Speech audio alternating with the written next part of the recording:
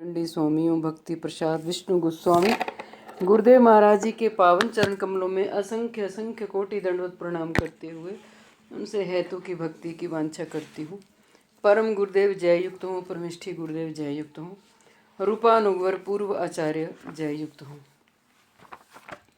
श्री वृंदावन धाम की जय हो, समस्त ब्रजवासी वृंद की जय हो, दामोदर मास की जय हो, श्री मायापुर नवद्वीप धाम की जय हो। आप सभी वैष्णवियों को मेरा यथा योग्य दंडवत प्रणाम। आप सभी का मैं अभिवादन करती हूँ। आज श्री दामोदर अष्टक की सेवा कीजिए। कौन कहेगा? हरे कृष्णा। दीदी जी, पूर्णिमा दीदी ने बोला था, वो कहाँ गई? अच्छा पूर्णिमा दीदी ने बोला था। अच्छा, पूर्णिमा जी बोलिए, आप क्लास में हो? हरे कृष्णा। हरे कृष्णा दीदी, दंडवत प्रणाम। मैं बोलूं? हाँ, आप बोल दो। ओम अज्ञानतिमिरानन्दस्य ज्ञानाञ्जन शलाकया चक्षुरुन्मीलितं येन तस्मै श्रीगुरुवे नमः। मेरे प्रातः स्मरणीय त्रिदंडी स्वामी श्री श्रीमद भक्ति विचार विष्णु महाराज जी के चरणों में कोटि कोटि दंडवत। सभी जो सुन रहे हैं सबके चरणों में कोटि कोटि दंडवत प्रणाम। श्री दामोदर अष्टकम। नमामीश्वरं सच्चिदानन्दरूपं लसत्कुण्डलं गोकुले विराजमानम्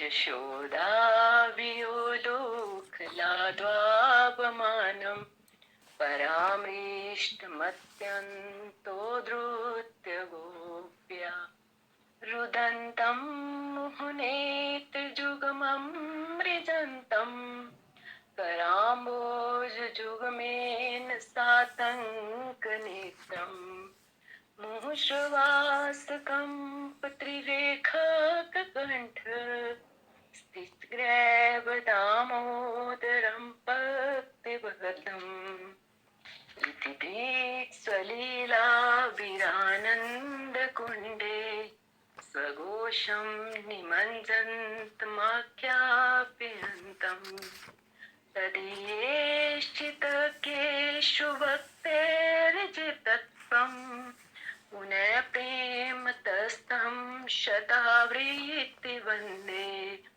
वरं देवमोक्षं न मोक्षावधिं वा न चान्यं वृणेऽहं परेशादपीह इदं देव पुनार्थ गोपालबालं सदा मे मनस्याभिरास्तां किं नये इदं ते मुखावोजमत्यन्तनीले वृतं कुन्तले स्निग्धवक्त्रैश्च गोप्या मुहुशुचुम्बितं बिम्बरक्तादरं मे मनस्याभिरास्तामलं लक्ष्यलाभे नमो देव दामोदरानन्द विष्णु प्रसीद प्रभु दुःखजालाब्धिमग्नं कृपादृष्टिवृष्टयातिदीनं बतानु गृहाणेष्ममज्ञमेद्यक्षदृश्यः कुबेरात्मजो वदमूर्तेव जयत्वत् तभ्यामोचितो भक्तिवाजो कृतो च तथा प्रेम भक्ति स्वकाम्ये प्रच नमोक्षे ग्रहो मे अस्ति दामोदरे नमस्ते स्तुदामने स्फुरदीप्तिदामने त्वदीयोदरायात् विश्वस्य दामने नमो राधिकायै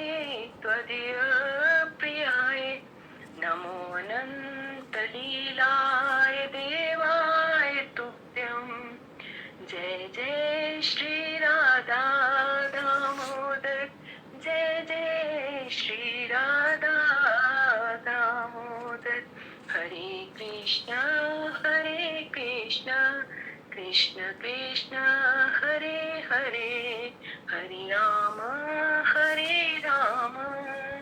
राम राम हरे हरे। हरे कृष्णा दीजिए दंडवत प्रणाम।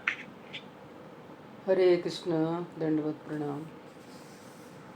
माता जी हरे कृष्णा दंडवत प्रणाम। हरे कृष्ण राधे राधे दंडवत प्रणाम। दंडवत जी। मेरा माइक में प्रॉब्लम हो गया था। डिस्टरबेंस हो रही है बड़ी। किसी का माइक खुला है क्या? सुनाई नहीं दे रहा, बोलिए। हेलो माता जी। माता जी मेरा माइक में प्रॉब्लम हो गई थी, इसलिए अच्छा, आज मैं बोल नहीं पाई गुजरात से। तो ओके, क्या मैं फिर से गुजरात से कीजिएगा। अच्छा ठीक है। जी माता जी हरे कृष्ण।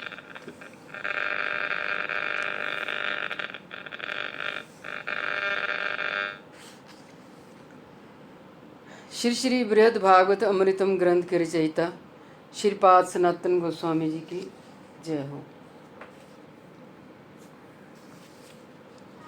अगर हमने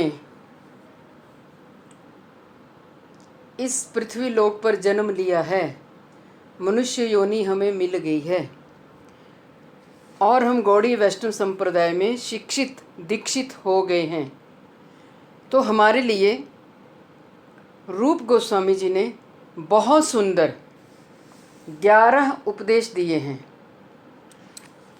आज हम पहले उपदेश को सुनते हैं। ये जो पहला उपदेश है, ये है शरीर का धर्म।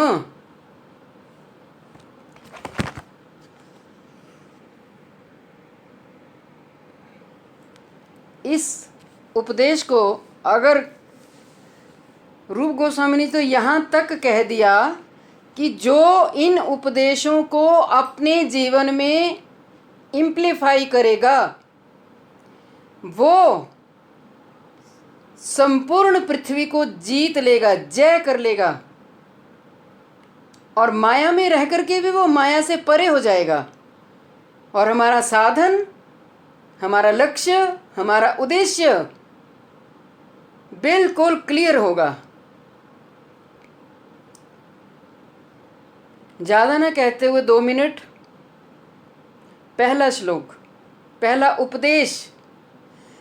वाचो वेगम मनसः क्रोध वेगम जिह्वा वेगम उदरूपस्थ वेगम एतान वेगान यो विषहेत धीरः सर्वम अपि मां पृथ्वीं स शिष्यात्। अगर हम रूपानुग हैं, रागानुग तो बहुत आपको मिल जाएंगे, लेकिन रूपानुग तो वही होगा ना जो रूप गोस्वामी जी की शिक्षाओं को अपने जीवन में उतारेगा, आचरण करेगा। जब तक हम रूपानुग नहीं हुए तो रूप मंजरी के शरणागति हमारी झूठी शरणागति है। खाली हम मुंह से कह देंगे कि हम रूपानुग है। रूपानुग कहाँ से रूपानुग होंगे? ये 11 श्लोक हमारी 11 इंद्रियों को अपने वश में करने लायक हैं। ध्यान से सुनो। 5 कर्मेंद्रियां, 5 ज्ञानेंद्रियां, हो गए 10, और 11वां मन। रूप गोस्वामी जी ने 11 ही श्लोक बोले, 12 नहीं लिखे। उपदेश 11 ही दिए उन्होंने। अगर हम इस जन्म में रूप गोस्वामी जी का सानिध्य प्राप्त करने की चेष्टा करेंगे तो हमें कुंज निकुंज निभृत निकुंज की सेवा भी मिल सकती है। कोई इसमें दो राय नहीं है, लेकिन हमें एक पर्टिकुलर रास्ता ही नहीं पता कि हमें अपने जीवन में कौन से उपदेशों को उतारना है। वाचो वेगम, जो धीर पुरुष, धीर माने धैर्य रखने वाला, जो अपने वाणी के वेग को, ये हमारी जीवा दो काम करती है। एक तो हम जीवा से वाणी का प्रयोग करते हैं और दूसरा हमारी जीवा कर्म इंद्रिय है, रसना। इस जीवा में कोई हड्डी नहीं होती, किसी के भी हड्डी नहीं है। 84 लाख योनियों में जो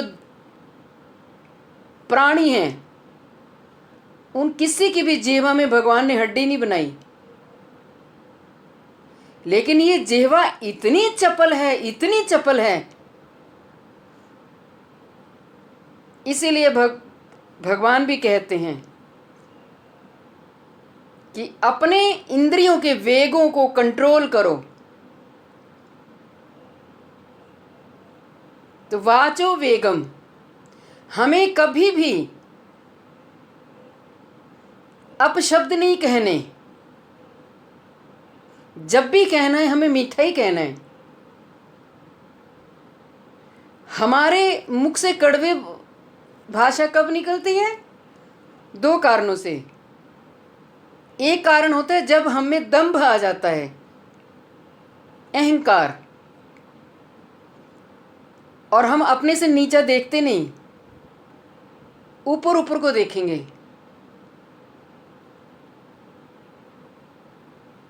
तो यहां रूप गोस्वामी ने हमें पहले ही अलर्ट कर दिया, पहले शब्द में, वाचो वेगम, वाणी के वेग को रोक लो।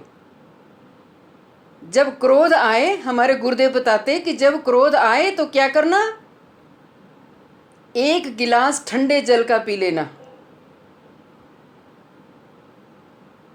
और अपना आईना में, शीशे में अपना चेहरा देखना, मैं कितना विकृत हूं।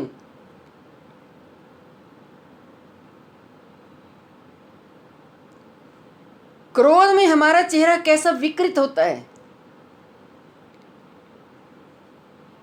तो हमें अपने, जब भी क्रोध आए, दाएं बाएं खिसक लो, उस समय को इधर उधर जाके व्यतीत कर लो। जरूरी नहीं कि उसी समय एक्शन का आप रिएक्शन आप पे हो। आप बस, उसने कह दिया ना, सामने वाले ने कह दिया, कोई बात नहीं, खुद को धीरज रखना है, धैर्य रखना है। तो ऐसे करके हम अपना जब अभ्यास करेंगे ना, तो हम वाणी के वेग पर विजय प्राप्त कर लेंगे। और जब भी खाएंगे, प्रसाद खाएंगे, आजकल सबसे ज़्यादा बीमारियां लग रही हैं जो बाहर का खाना खाते हैं। कैसे गंदे गंदे नीयत से उन्होंने बनाया होता है, कोई साफ नहीं, सफाई नहीं, कुछ नहीं। ऐसी ऐसी बीमारियों के नाम सुन रहे जो हम कभी सुने ही नहीं थे। अब कॉमन हो रही है वो बीमारियां, बच्चों में भी लग रही हैं, बड़ों में भी। 70 साल की एज में कैंसर हो रहा है। तो ये हमारा ही कसूर है जो हम अपने वाणी के वेग को, जिह्वा के वेग को हम रोक नहीं पा रहे। वाचो वेगम मनसह, मन के वेग को भी रोकना चाहिए। देखो, मन, हमारे शरीर में मन का कोई स्थान नहीं है। मन चलता फिरता विचारों का पुंज है। अभी मन, किसी का हमने सौंदर्य देखा, हमारा मन आंखों में आ गया। अभी हमने किसी के अच्छी कोई जूती पहनी हुई देख ली, हमारा मन पाँव में आ गया। हमने किसी का श्रृंगार देखा, किसी के वस्त्र सुंदर देखे, हमारा मन चलता फिरता विचारों का पुंज है।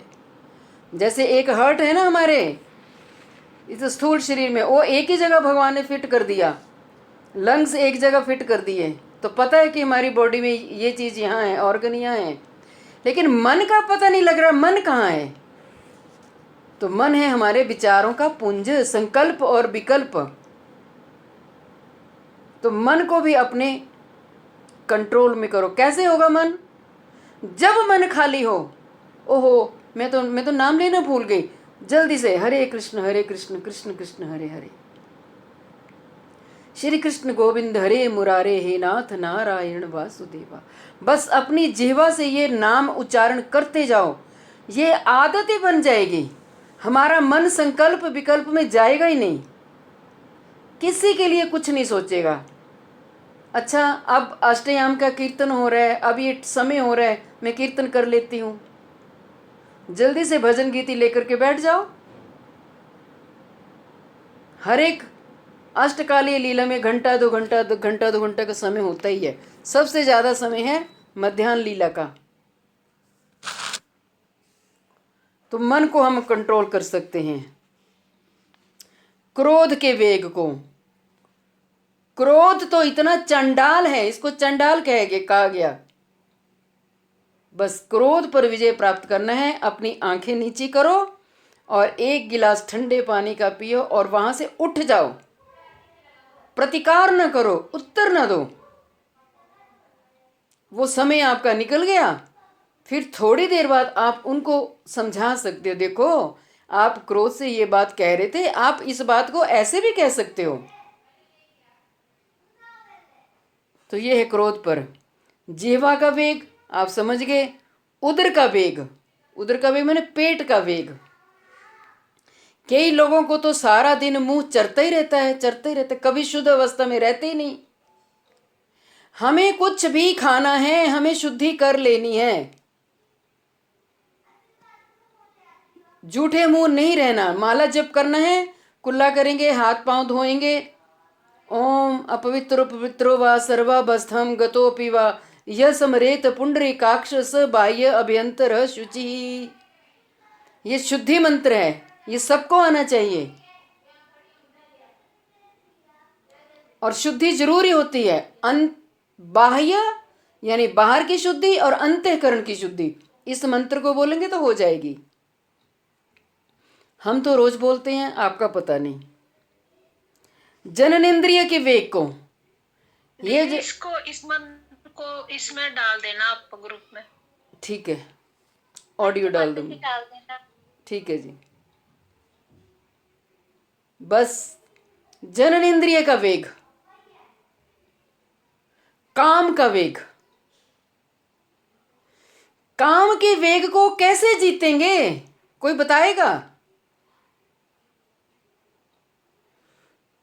काम के वेग को जीता जाता है भजन के द्वारा। जितना हमारा भजन गाढ़ा होगा, रस युक्त होगा, उतना ही हमारा काम पर, अपनी जननेंद्रिय पर हम विजय प्राप्त कर लेंगे। वैराग्य ही हो जाएगा। और कोई दवाई नहीं बनी, और कोई इसका रास्ता नहीं है। बस मनसा वाचा कर्मणा भजन करेंगे। वास्तव में देखा जाए ना, हमारे पास तो समय ही नहीं है। मैं लोगों को देखती रहती हूँ, उन्होंने गोष्ठियां बना रखी होती हैं, पुरुषों की गोष्ठी, स्त्रियों की गोष्ठी, अपने फ्रेंड सर्कल, कमेटी डालेंगे, ABCD। कहाँ है? हमारे पास तो 5 मिनट भी नहीं है। मैंने अपने जीवन में ऐसा नियम बना रखा है, मैं फालतू किसी के पास जाती नहीं। और मेरे पास कोई फालतू को बैठे तो मुझे कुछ होने लग पड़ता है, और मैं अंदर अंदर से खुश भी नहीं होती, क्योंकि ये तो मेरा समय खाने आ गया। तो अपना जीवन ऐसे बनाओ, बस टू दी पॉइंट, किसी से रखना है टू दी पॉइंट। हमारे पास कहाँ समय है? कुछ समय तो पूरी आधी जिंदगी तो हमारी सोने में ही व्यतीत हो जाती है। कुछ संसार का भरण पोषण करेंगे तो भजन कब किया? बचपन जवानी तो ऐसे बीत गई। सब कुछ लुटा के होश में आए तो क्या आए, अभी भी समय है, संभल जाओ। जो अपने इन 6 एतान वेगान यो विश्वहित धीर। रूप गोस्वामी बोलते हैं, जो धीर पुरुष, धैर्य रखने वाला पुरुष इन 6 वेगों को अपने में कंट्रोल कर लेता है,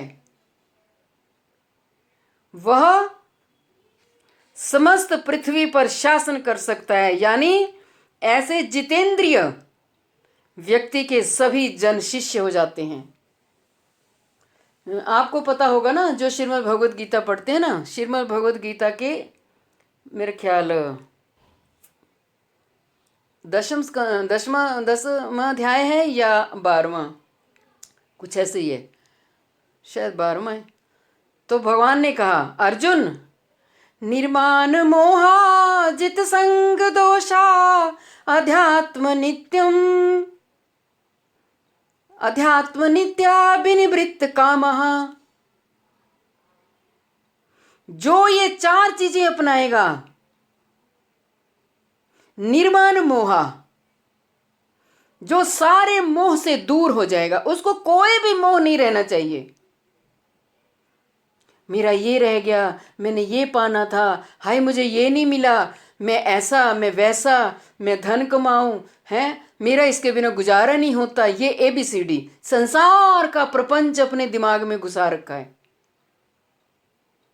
ये तो सोचो कि हे भक्त वत्सल, आपने मुझे इंद्रियां दी, इंद्रियों की शक्ति दी, इंद्रियों में सामर्थ्य दिया। अगर मैं मेरी वाणी में बोल ही ना सकती तो मैं आपका गुणगान कहाँ से करती।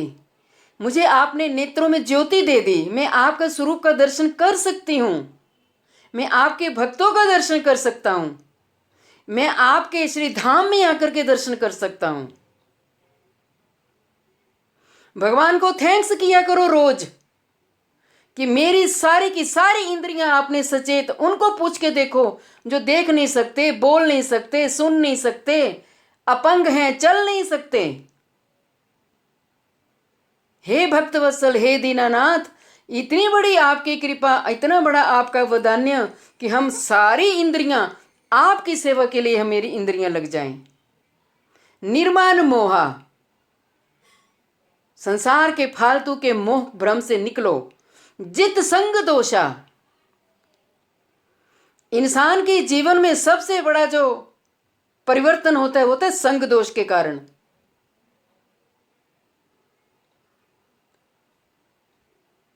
दुर्योधन किसका संग करता था? शकुनी का ना। उसकी संग कर करके उसकी बुद्धि को भ्रमित कर रखा था। दुर्योधन भी तो श्री कृष्ण का दर्शन करता था, लेकिन जित संग दोषा, अपने संग के दोषों को जीत जाओ, उठ जाओ, ऊपर उठो। जितासन, जितेंद्रिय, यही जो मैं अभी आपने सुना, जितेंद्रिय बनो, अपनी इंद्रियों के ऊपर विजय प्राप्त करो। ये पहला श्लोक है। अध्यात्म नित्या, अध्यात्म मार्ग पर लग जाओ, धर्म के मार्ग पर लगो, भजन के मार्ग पर लगो, सेवा के मार्ग पर लगो। विनिवृत्त कामः, सारी संसार की आसक्तियों को त्यागो। ये जो कार्य कर लेगा अर्जुन, वो मेरा प्रिय होगा। तो हम तो अभी सोए हुए हैं, जागे कहां? और जगने के लिए ये ठाकुर जी ने क्लास के माध्यम से हम सबको, आत्मा को जोड़ दिया। क्लास का मतलब क्या है? हमने समझना है, हमने सीखना है।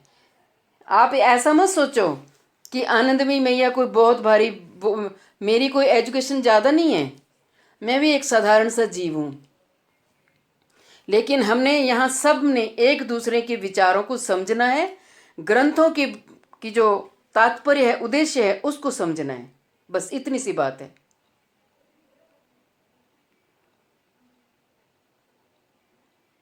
गच्छ अत्यंत मूढ़ा, आगे भगवान कह रहे हैं कि जो इन चीजों से ऊपर उठ जाएगा वो मुझे प्राप्त होगा।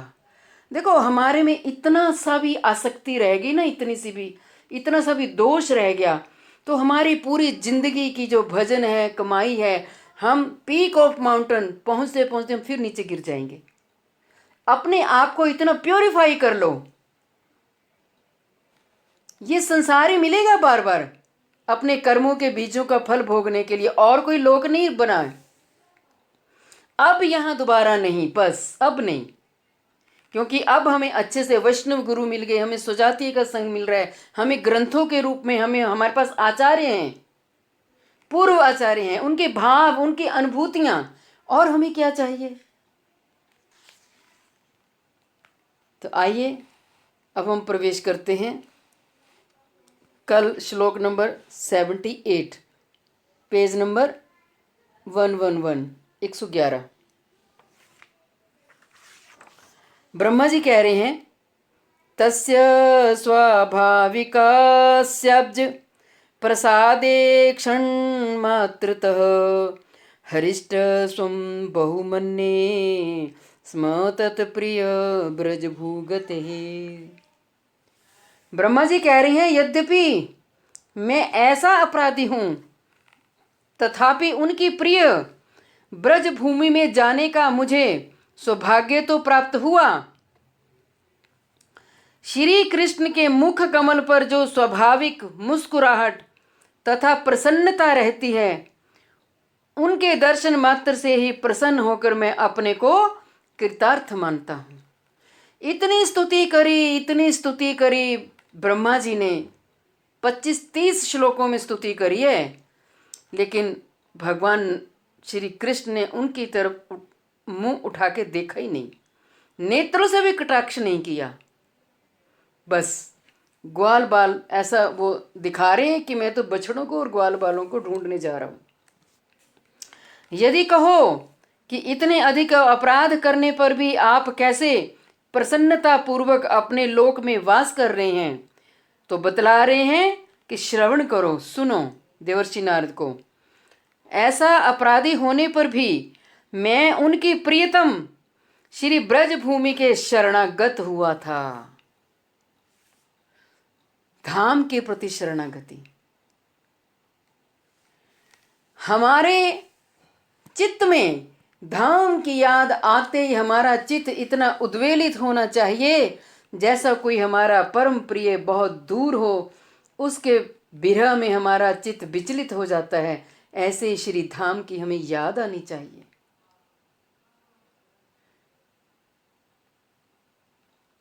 ये श्री वृंदावन धाम, ये वृंदा देवी की कृपा से, ये वृंदा देवी की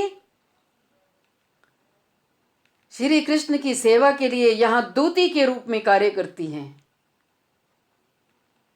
इतनी सेवा वृंदा देवी देती हैं, पूछो मत। ऐसा अपराधी होने पर भी मैं उनकी प्रियतम श्री ब्रज भूमि के शरणागत हुआ था। इसलिए अनन्य गति उन भगवान के श्री मुख कमल की स्वाभाविक प्रसन्नता के दर्शन मात्र से ही मैं प्रसन्न और कृतार्थ हो गया।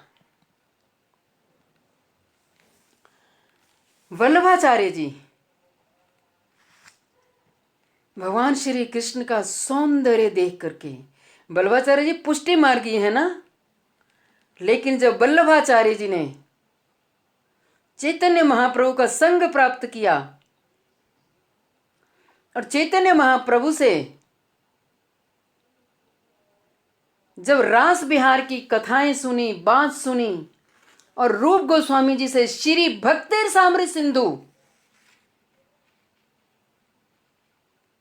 की रचना जब कर रहे थे, तो रूप गोस्वामी को वल्लभाचार्य जी ने कहा, रूप तुम क्या लिख रहे हो, किस ग्रंथ की रचना कर रहे हो?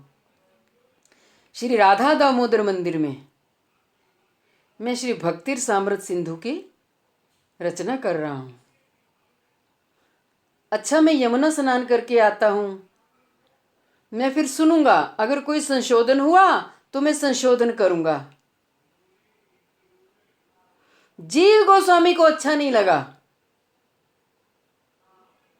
वो कथा अलग से है, अब बोलेंगे तो समय हो जाएगा। लेकिन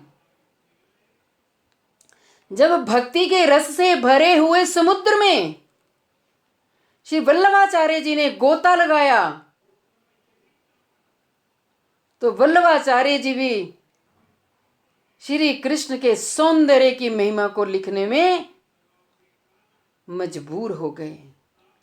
अधरम मधुरम बदनं मधुरं नयनं मधुरं हसितं मधुरम।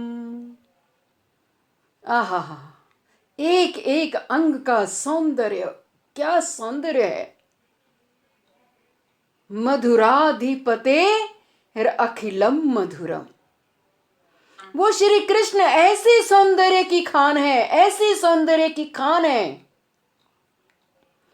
क्या कभी हमें अगर इस जन्म में एक झलक मिल जाए, हम जीवित नहीं रहेंगे। एकदम से हमें वैराग्य हो जाएगा। अब एकदम से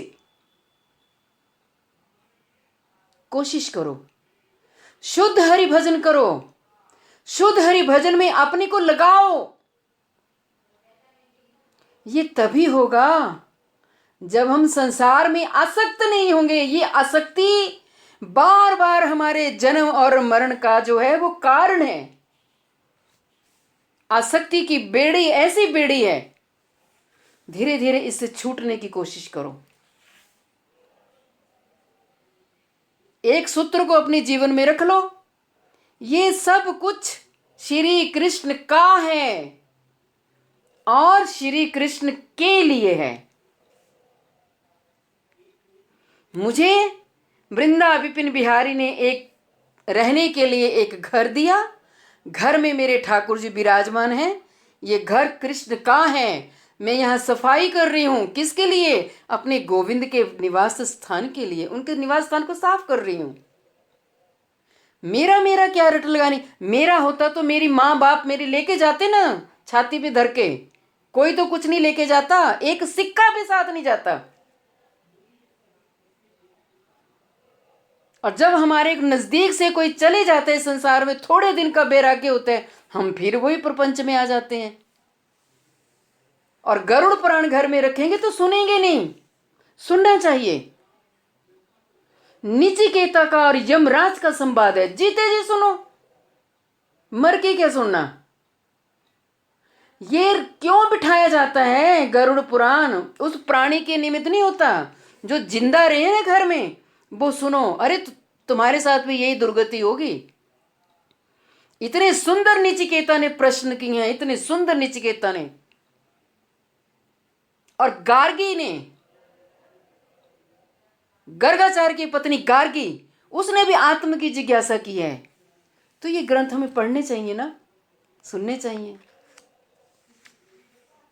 और मैं देखती हूँ जिसके घर में गरुड़ पुराण होता है, वो सारे पंडित जी बस बड़बड़ बड़बड़ करेंगे, पढ़ेंगे और अपने टाइम के आएंगे, टाइम के चले जाएंगे। घर वालों को बैठना चाहिए, प्रश्न करो उनसे। ये गरुड़ पुराण लिखा है महर्षि वेद व्यास जी ने, और हम अभी सोए पड़े हैं, जागते ही नहीं। ये ग्रंथ हमारे लिए हैं, मनुष्यों के लिए हैं। मेरा तो भाव ये होता है, सारे ग्रंथ ठाकुर जी ने मेरे लिए लिखे हैं। तू पढ़ इसको, शरणागत हो जा। लेकिन हमारी शरणागति और जगह फंसी हुई है। कम से कम 1-2 घंटे और अपना रूटीन बनाओ। श्रीमद् भगवद गीता को रूटीन बना लो कि मैंने 2 श्लोक पढ़ने हैं, मैंने 1 ही श्लोक पढ़ना है और अच्छे से पढ़ना है। तो क्या हुआ, 2 साल लग जाएंगे ना। 365 होते हैं, 700 श्लोक है गीता में। 1 श्लोक का नियम ले लो कि मैं 1 श्लोक पढ़ूंगा, और अच्छे से पढ़ो, समझ के। खुद अपने आप हर चीज समझ में आ जाएगी। जिज्ञासा, जिज्ञासु श्रेय उत्तमम। जब तक हम में जिज्ञासा नहीं जगी ना, तब तक हमारी भक्ति परिपुष्ट नहीं होगी, परिपक्व भी नहीं होगी, पुष्ट भी नहीं होगी, परिपक्व भी नहीं होगी। ये ग्रंथ मेरे लिए ही हैं, ये भाव रखो। तो यहां ब्रह्मा जी कह रहे हैं कि ब्रज भूमि के मैं शरणागत हुआ था, इसलिए अनन्य गति उन भगवान के मुख कमल की स्वाभाविक प्रसन्नता के दर्शन मात्र से ही मैं प्रसन्न और कृतार्थ हो गया। दूसरा कारण है उनकी प्रियतम ब्रजभूमि श्री वृंदावन आदि अनन्य गति होने पर भी दीर्घ काल वहां रहने पर कोई अपराध न हो जाए, इसी भय से मैं वहां से चला आया हूं। खबरदार, मैंने कल भी आपसे बात करी थी, हमें श्री धाम के प्रति कोई अपराध नहीं होना चाहिए। आलिंगन करो। और मैं कई बार लोगों को देखती हूं, पूरी पूरी भर भर के बसें ले जाते हैं, 50-50 जाएंगे भजन के लिए। भजन 1 या 2, इतने लोगों के साथ जाओगे, भजन होगा ही नहीं आपसे। कहां भजन होगा? सबके साथ जा रहे हो, सबकी रुचि के अनुसार आपको चलना पड़ेगा। मैं यहां जाऊं, मैं वहां जाऊं, ये दर्शन रह गया, वो दर्शन रह गया, तो अभी श्री धाम की कृपा हुई नहीं। अब श्री धाम में मन करता है, बस ये मन करता है श्री राधा रमन लाल जी के सामने बैठें, बस उनकी छवि को निहारें और खूब वहां रो रो करके वहां ठाकुर जी का भजन करें। श्री मदन मोहन जी के मंदिर में मन करता है वहां बैठ जाएं, 2-3 घंटे वहां कोई हमें बुलाने वाला ना हो, और ऐसा सनातन गोस्वामी के इष्ट श्री राधा मदन मोहन जी, उनका भाव भरे, उनकी कथा हमें याद आए, आंखों से अश्रुपात हो, कभी उठें, कभी वृक्षों को आलिंगन करें, कभी दंडवत करें, सामने यमुना महारानी है, कभी उनको दंडवत करें, कभी मैं नृत्य करूं, कभी मैं रोऊं। मेरे इन भावों को कोई देख न ले, मेरे भावों को केवल मेरे प्रिया प्रीतम देखें। हम इन नेत्रों से बाहर का दर्शन करते हैं अभी वृंदावन में जाकर के, जड़ नेत्र है ना हमारे, लेकिन अंतःकरण जब प्रेम से रंगा हुआ हमारा ये चित्त होगा ना, और रस होगा, माधुर्य रस, तो देखना अब की बार जो कथा सुन करके वृंदावन जाएगा ना, उसको ऐसा अलौकिक दिव्य दर्शन होगा। मैं जब पहली बार गई थी ना वृंदावन 2003 में, तब मेरी भक्ति इतनी थी नहीं, नई नई दीक्षा हुई थी, लेकिन ना जाने ठाकुर जी किस बात पर रीझ गए, ऐसी अनुभूति हुई, मठ में ऐसे ही पड़े थे, ऐसी अनुभूति हुई कि मैं बता नहीं सकती आपको। पहली बार हुई थी मेरे को, और वापस घर आ रहे थे तब भी ठाकुर जी मेरे साथ ही चल पड़े, ऐसी दिव्य अनुभूति हुई। और मैं रो रही थी बस में बैठी, मैं क्या, हे भक्त वत्सल, मुझ में तो इतना अभी बल ही नहीं है, भक्ति का बल ही नहीं है, मेरी तो शरणागति अभी ऐसी है नहीं। आप पता नहीं मेरे इस मूर्ख नंद के ऊपर कैसे रीझ गए,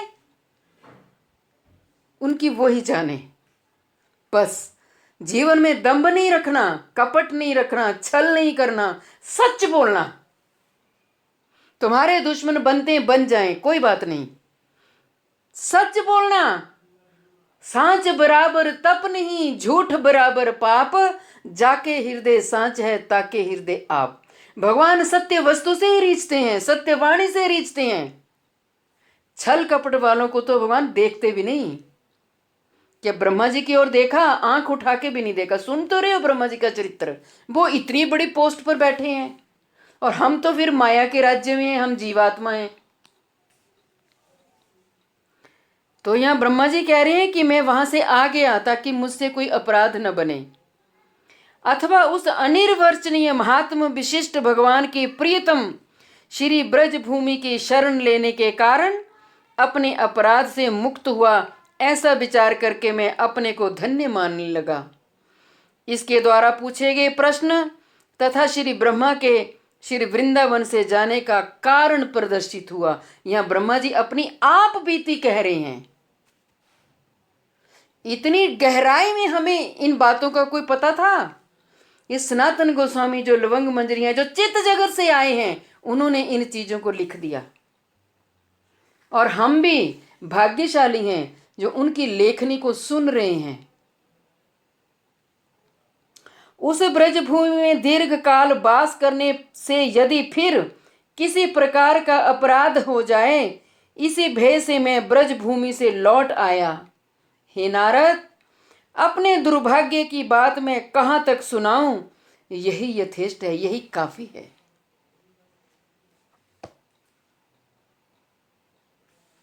अब वृंदावन जाते हैं ना, जो वृंदावन में जो गांव है ना, वहां रहते हैं असल के ब्रजवासी।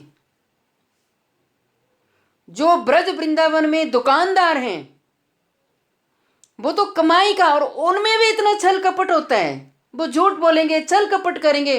100 में से 80% तो ऐसे ही हैं। जो रिक्शे वाला है, जो राधे राधे राधे राधे कहेगा, उसको ब्रजवासी बोलेंगे? ब्रजवासी का तात्पर्य है जिसकी पीढ़ी दर पीढ़ी वहां ही जन्म ले रही है, वो ब्रजवासी है। और वो ब्रजवासी श्री कृष्ण के, नंद बाबा के, यशोदा मैया के, ब्रजवासियों के, अपने गोपियों के जो शरणागत है, जो भजन की परिपाटी को जानते हैं, वो ब्रजवासी हैं। जो 5 स्टार होटल में रह रहा है, जो फ्लैट लेके रह रहा है, वो ब्रजवासी है क्या? नहीं, वो तो अपने स्वार्थ के लिए वहां रह रहा है। तो ब्रजवासी को भी हमें समझना पड़ेगा, और ब्रजवासियों के चरणों में अपराध नहीं करना। कई बार हम 10-20 रुपए के पीछे उलझ जाते हैं ना। अरे वहां तो 20 रुपए की बोतल है, तुम 30 की दे रहे हो, तुम 50 की दे रहे हो। अगर मेरे साथ मेरे बच्चे गए हों, मेरे बच्चे 100-200 रुपया खा ले, तब हमें तकलीफ नहीं होती। लेकिन हम तर्क करने लग पड़ते हैं, उनसे बहस करने लग पड़ते हैं। हम ब्रजवासियों को पहचान ही नहीं सकते। उससे बेहतर यह है कि हमसे कोई अपराध ना हो जाए। तो हमें हमेशा अलर्ट होकर के रहना है। श्री वृंदावन धाम में सुबह उठो, शाम को सो, तब भी धाम को प्रणाम करो। वो चिन्मय भूमि है। श्री राधा कुंड पे एक रात गुजारो, कोशिश करो। ये होता है ब्रजवास। यदि कहो ब्रज में जाकर भी आपने उनके प्रियतम ब्रजभूमि में वास क्यों नहीं किया,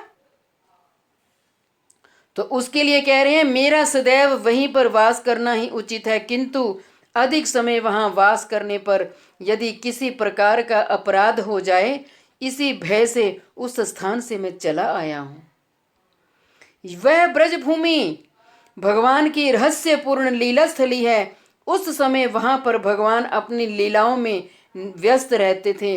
अधिक क्या कहूं, अपने दुर्भाग्य का स्मरण कर अधिक वर्णन करने की आवश्यकता नहीं मैं समझता हूं। विशेषतः तुमने मेरी प्रशंसा के संबंध में जो कुछ भी कहा, उन सब का खंडन हो गया। नारद जी तो प्रशंसा कर रहे थे ना कि तुम तो बड़े श्री कृष्ण के कृपा पात्र हो। तो यहां ब्रह्मा जी ने उन सब प्रशंसाओं का खंडन कर दिया। अब कह रहे हैं किंतु श्री महादेव ही भगवान श्री विष्णु के कृपा पात्र हैं, क्योंकि वे भगवान के सखा के रूप में विख्यात हैं। अतएव इस ब्रह्मांड में उनके समान भगवान का कृपा पात्र और कोई भी नहीं देखा जाता। अपने से श्रेष्ठ ब्रह्मा जी शिव जी की महिमा बता रहे हैं। भावानुवाद में कह रहे हैं कि भगवान के परम कृपा पात्र यदि मृत्यु लोक में, पृथ्वी लोक में, या उच्च लोक में, या फिर निम्न लोक में जहां कहीं भी वास करते हैं, उनमें किसी प्रकार का दोष नहीं होता। यद्यपि श्री महादेव की तुलना में श्री प्रहलाद आदि भगवान से अधिक कृपा पात्र हैं, और वे ब्रह्मांड के भीतर ही वास करते हैं। इसे प्रसंगों के द्वारा समझाया जाएगा। तथा वे प्रपंचातीत स्वभाव से युक्त हैं, इसलिए उनका वास स्थान भी उनके समान प्रपंचातीत है। प्रपंचातीत का मतलब होता है माया से परे, यानी माया उनके ऊपर हावी नहीं होती। माया के बंधन में वो भक्त कभी माया के बंधन में नहीं आता, याद रखना। जब हम शुद्ध भजन करने लग जाएंगे ना, तो माया हमारा क्या बिगाड़ेगी?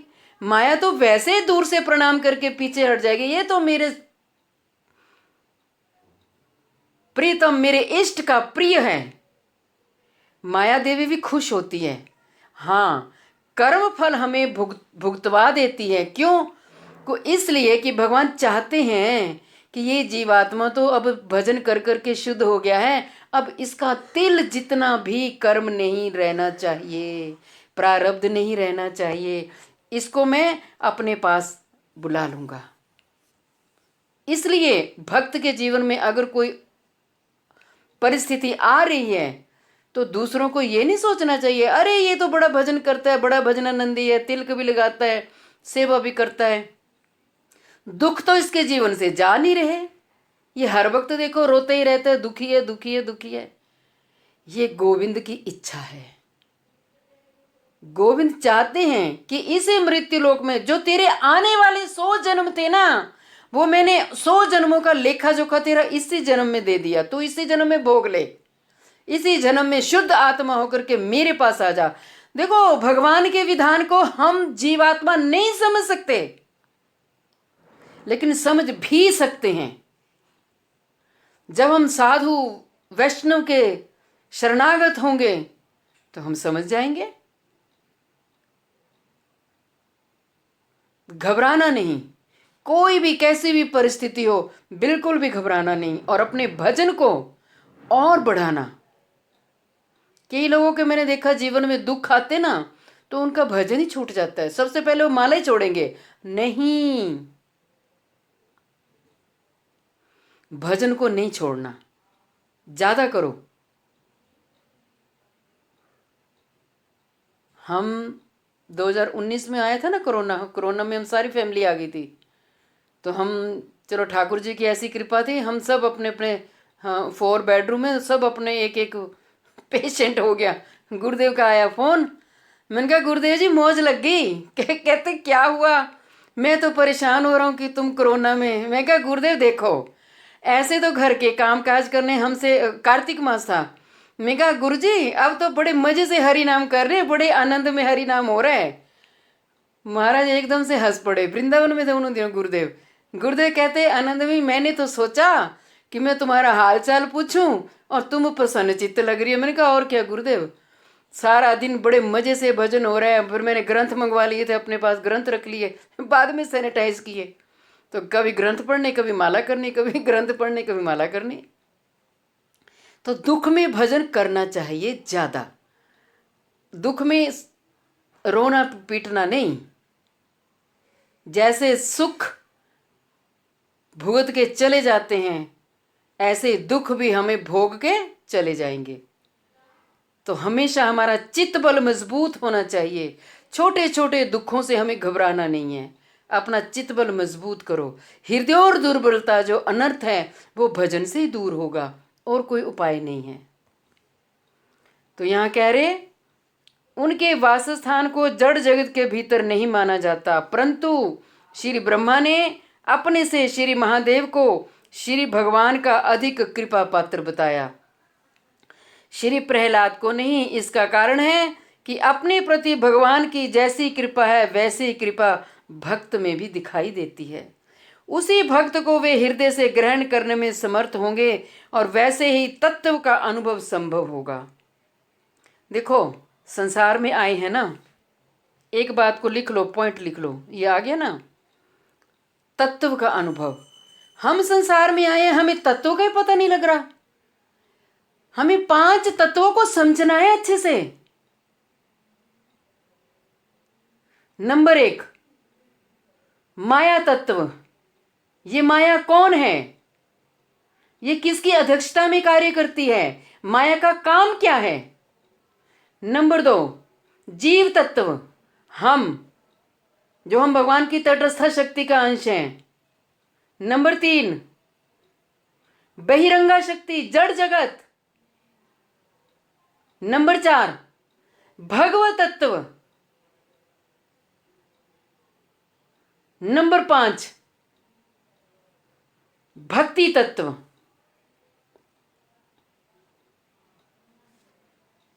हमारे परमेष्ठी गुरुदेव कहते हैं कि जो तत्व ज्ञान को जाने बिना इस संसार से चला जाता है वह कृपण है, वह कंजूस है। उसको भगवान ने ये संसार दिया और संसार में आकर के उसने भगवान की सृष्टि को नहीं समझा, भगवान के संविधान को नहीं समझा, भगवान की कृपा को नहीं समझा, काल को नहीं समझा। इतनी तो बुद्धि हमें दी है ना, हमारा कोई अपमान करे हम जल्दी से समझ आते हैं, क्रोध आ जाए हम जल्दी से समझ आते हैं, लेकिन भगवान का ये रचना जो है उसको हम समझ ही नहीं पा रहे। समझो, ये माया का जो इतना प्रपंच है, काल है, प्रकृति है, कर्म है, स्वभाव है, भगवत तत्व है, इनको जानो। इनको जानने के दो रीजन है, ग्रंथ प्रणयन, ग्रंथ के शरणागत हो जाओ, और सुजातीय का संग। दोनों का संग करेंगे तो ये कृपा हम पर होगी। अभी हम तत्व भी तो समझ रहे हैं, ब्रह्मा जी का तत्व समझ में आ रहा है कि नहीं आ रहा? ब्रह्मा का आएगा, शिव जी का आएगा, भक्तों का तत्व समझेंगे, फिर आते आते आते आते सनातन गोस्वामी हमें हाई स्टेज पर ले जाएंगे, ऐसी हाई स्टेज पर ले जाएंगे कि गोपियों का जो भजन है वहां तक हमें लेके जाएंगे। हम जीवात्मा जो हम बद्ध हैं, ये ग्रंथ कोई साधारण ग्रंथ नहीं है। श्री बृहद भागवत अमृतम, कितनी सुंदर इसका जो नामकरण रखा है इस ग्रंथ का। जो वस्तु भागवत में रह गई वो यहां समझा रहे हैं। भागवत में भी है, सृष्टि तत्व में ब्रह्मा जी का आता है, वहां दूसरे स्कंद में 5-7 अध्याय हैं, वहां इतना बुद्धि में इतना बैठता नहीं है। मैं भी जब एक चीज को ठान लेती हूँ तो मैं सृष्टि तत्व पढ़ना तो पढ़ना ही है, अच्छे से समझना, अच्छे से समझना। तो ये होता है तत्व ज्ञान, तत्व से समझो। जैसे घी है, घी का तत्व ज्ञान क्या है, घी कहां से बनता है, कैसे बनता है? तो घी तो प्रोसीजर है ना, वो जिसने घी बनाया उसको पूछो, माता जी घी का क्या प्रोसीजर है, कैसे बनता है, वो तुम्हें समझाएंगी। दूध लेना, दूध को बॉयल करना, दही जमाना, फिर उसको बिलोना, फिर माखन निकालना, फिर माखन को गर्म होने रखना, फिर उसका घी बनेगा। यह है तत्व। ऐसे ही हर एक भगवत तत्व का हमें अनुभूति होनी चाहिए, ज्ञान होना चाहिए। किंतु दूसरे किसी पर यदि भगवान की अत्यधिक कृपा हो और वह कृपा सर्वत्र प्रकाशित भी हो, फिर भी वह उसको अनुभव करने में समर्थ नहीं होगा, क्योंकि अपनी समजातीय कृपा के अभाव में, अर्थात अपनी जैसी कृपा के समान दिखाई न देने पर उस श्रेष्ठ कृपा का लक्षण हृदय में प्रवेश नहीं करेगी। ये गूढ़ तत्व बता दिया कि अगर तुम स्वजातीय का संग करोगे तो स्वजातीय के ऊपर तो ठाकुर जी की कृपा हो रही है, प्रिया जी की कृपा हो रही है, लेकिन तुम संग करके उस तत्व को समझ नहीं पा रहे हो, तो धीरे धीरे धीरे धीरे उनकी वाइब्रेशंस भी तुम में आ जाएंगी। हम गुरु जी का संग करते हैं ना, जब भी भागवत होते हैं हम गुरुदेव का संग करते हैं, तो गुरुदेव का संग हम किस रुचि से करते हैं, किस भाव को लेकर के हम कथा सुनते हैं, उनकी वाइब्रेशन तभी हम में आएंगी। मैं कई बार देखती हूँ ना, जाएंगे भागवत सुनने, इधर देखा, और क्या हाल है तेरा, तेरी बहू ठीक है बनती है, ये है वो है, घर गृहस्थी की बातें करेंगे। अरे बड़े मुश्किल से तो एक साधु का संग मिला है, वहां बैठ करके भी अपने परिवार की बातें करनी। उस लम्हे को अपने में कैच कर लो, चित्त रूपी दर्पण में उन वाइब्रेशंस को ले लो और कंसंट्रेशन पावर से, तन्मयता से कथा सुनो, तो उनकी वाइब्रेशंस हमें आती हैं। मेरा खुद का अनुभव है। और कथा सुनने में आगे बैठा करो, पीछे नहीं बैठना, आगे बैठो, रीढ़ की हड्डी को सीधा रखो और पालथी मार के बैठ कर के कथा सुनो। मेरे पास 2002 से लेकर के आज तक जितनी मैंने गुरुदेव की कथाएं सुनी है, मैंने डेट डाली है और कहाँ गुरुदेव कथा कर रहे हैं उस प्लेस का नाम डाला है, और कुछ 5-6-7 डायरियां मैंने भर दी हैं। और अब तो हमारा YouTube चैनल आ गया। हमारा YouTube चैनल, हमारी कलम पेन होता था और हमारी डायरी होती थी। गुरुदेव और वैसे भी गुरुदेव बड़ा जल्दी जल्दी बोलते हैं, उन्होंने बोलना और हमने लिखना, और वो समय, उस समय का लाभ ले लिया। आज जब मैं उन डायरियों को खोलती हूँ तो अच्छा, ये मैंने लिखा है, हाय गुरुदेव ने इतना अच्छा रस विस्तारित किया हमारे लिए, गुरुदेव ने ये कहा, गुरुदेव ने ये कहा। वो हमारा खुद का यूट्यूब चैनल है। अब के यूट्यूब चैनल में किसके पास समय है? कौन सुनेगा पूरी कथा? कोई नहीं सुनता। और हमने अपनी डायरियों में यूट्यूब चैनल बना लिया। आनंद आ जाता है पढ़ के। तो यहां बता रहे, जिस वस्तु में समानता का भाव नहीं दिखता, उस असामान्य वस्तु के साथ समानता वाली वस्तु की तुलना करना असंभव है।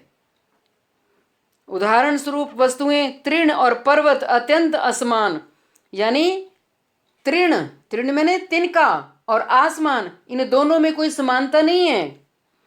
इन दोनों में छोटे बड़े आदि का विचार करने से नहीं चलेगा। अर्थात तिनका जैसे छोटा है, उसके साथ उसी प्रकार ही किसी छोटी वस्तु की तुलना की जा सकती है, पर्वत की नहीं। और पर्वत जिस प्रकार बहुत बड़ी वस्तु है, उसके साथ उसके समान किसी बड़ी वस्तु की तुलना की जा सकती है,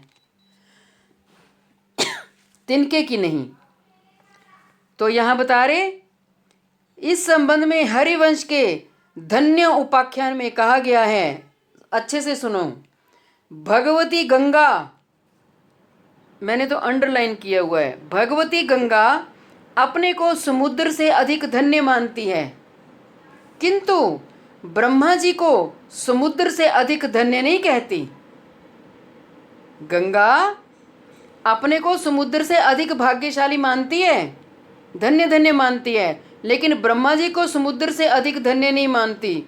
उसी प्रकार इस स्थान पर ब्रह्मा अपने वैभव से महादेव के वैभव को अधिक देखकर उनको अपनी तुलना में श्री कृष्ण का अधिक कृपा पात्र कह रहे हैं, किंतु प्रहलाद जी को नहीं।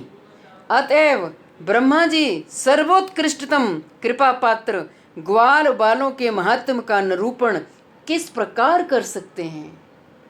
यानी ब्रह्मा जी ग्वाल बालों की महिमा कैसे जाने? ग्वाल बालों की महिमा का निरूपण करने में असमर्थ हैं ब्रह्मा जी। यही इस विचार का दिग्दर्शन है, और इसी प्रकार की विचार प्रणाली ग्रंथ के प्रारंभ से अंत तक प्रदर्शित हुई है।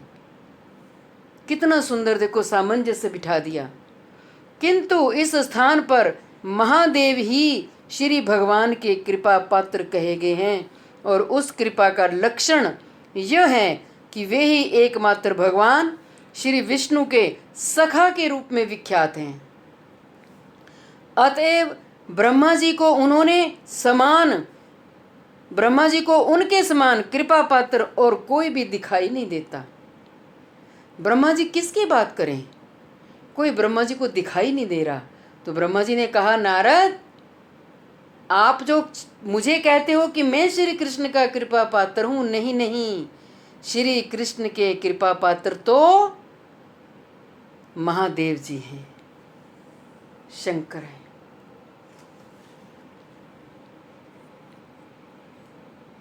समय तो हो रहा है, इसका श्लोक का अर्थ पढ़ लेते हैं। वे श्री कृष्ण के चरण कमलों के मकरंद पान में सदा उन्मत्त रहते हैं। कौन? देवादिदेव। उन्होंने धर्म आदि पुरुषार्थ और परम ऐश्वर्य आदि को तुच्छ समझकर परित्याग दिया है।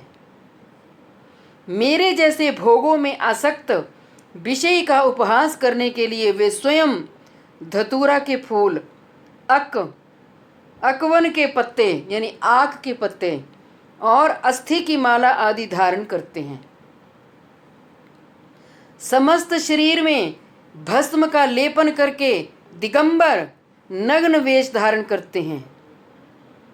तथापि वे अपने को छिपाने में असमर्थ हैं, क्योंकि वे श्री कृष्ण के चरण कमलों से निकली हुई गंगा को अपने मस्तक पर धारण करके अत्यधिक प्रसन्न चित्त से नृत्य करते करते जगत को कंपायमान करते हैं। आज की कथा को हम यहाँ विश्राम। अब कल